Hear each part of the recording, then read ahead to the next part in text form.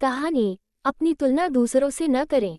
एक बार की बात है, किसी जंगल में एक कौवा रहता था। वो बहुत ही खुश था क्योंकि उसकी ज्यादा इच्छाएं नहीं थीं। वह अपनी जिंदगी से संतुष्ट था। लेकिन एक बार उसने जंगल में किसी हंस को देख लिया और उसे देखते ही सोचने लगा कि ये प्राणी कितना सुंदर है। ऐसा प्राणी तो मैंने पहले कभी नहीं देखा।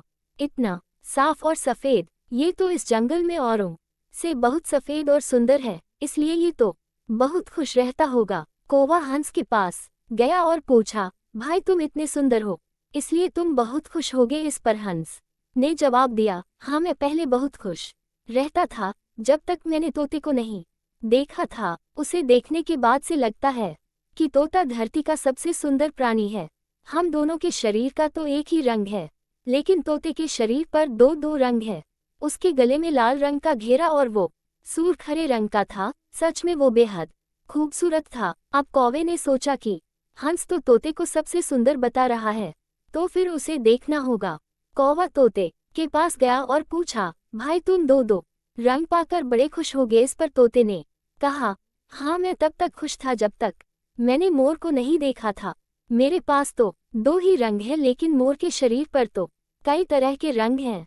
अब कौवे ने सोचा, सबसे ज्यादा खुश कौन है ये तो मैं पता करके ही रहूंगा, इसलिए अब मोर से मिलना ही पड़ेगा। कौवे ने मोर को जंगल में ढूंढा, लेकिन उसे पूरे जंगल में एक भी मोर नहीं मिला और मोर को ढूंढते ढूंढते वह चिड़ियाघर में पहुंच गया तो देखा मोर को देखने बहुत से लोग आए हुए हैं और उसके आसपास अच्छी खासी भीड़ है। सब लोगों के जाने के बाद कौवे ने मोर से पूछा, भाई तुम दुनिया के सबसे सुंदर जीव हो और रंग बिरंगे हो। तुम्हारे साथ लोग फोटो खींचवा रहे थे, तुम्हें तो बहुत अच्छा लगता होगा और तुम तो दुनिया के सबसे खुश जीव होगे। इस पर मोर ने दुखी होते हुए कहा, भाई अगर सुंदर हूँ तो भी क्या फर्क पड़ता है, मुझे लोग इस चिड़ियाघर में कैद करके रखते हैं, लेकिन तुम्हें तो कोई चिड़ियाघर में कैद करके नहीं रखता और तुम जहाँ चाहो अपनी मर्जी से घूम फिर सकते हो। इसलिए दुनिया के सबसे संतुष्ट और खुश जीव तो तुम्हें होना चाहिए, क्योंकि तुम आज़ाद रहते हो।